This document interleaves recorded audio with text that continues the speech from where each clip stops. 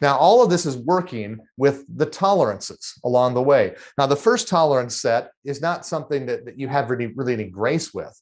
It's a one-to-one comparison. In other words, whatever we disclose on the loan estimate and wherever we set that baseline, whether it's the original loan estimate or a revised version of it, wherever that baseline was last set, we're going to take that particular singular fee and compare it to that same fee at the time of closing, the actual charge.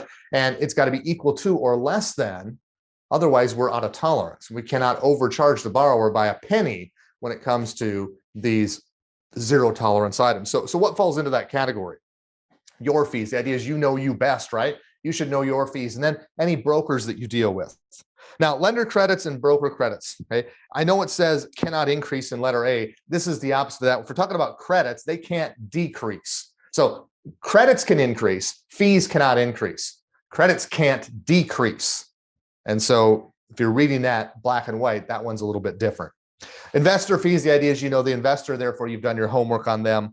Affiliates. TRID has a 25% affiliate definition. You have to have 25% common ownership or control, and that's the really high overview thing. It looks to the Bank Holding Company Act for that definition. Those fees paid to that type of affiliate would be a 0% tolerance.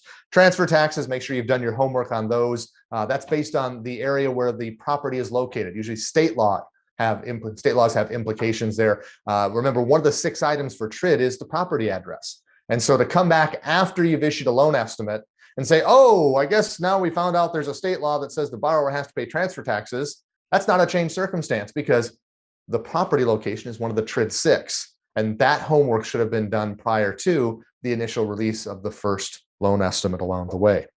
So those ones are all pretty absolute. Now, if we drop down to number 6, third-party services required by the lender where you don't give the opportunity to shop. 3 of these are absolute: the credit report, the flood determination, and the appraisal. The title service is a little bit different. You could choose not or choose to let them shop for that service. What I find is that when a lender says we don't let them shop for title services, they really are. They just didn't understand how it works. And so I say, all right, you say you don't let them shop for title services. Does that mean you pick the title service provider? Well, no, we let the purchase agreement dictate that. Well, if you're letting the purchase agreement dictate that, then you're letting the borrower shop because they're allowing their realtor and the seller's realtor to come up with that title company. Therefore, you're letting them shop. Why not take advantage of that and move that fee from 0 to a 10% tolerance item?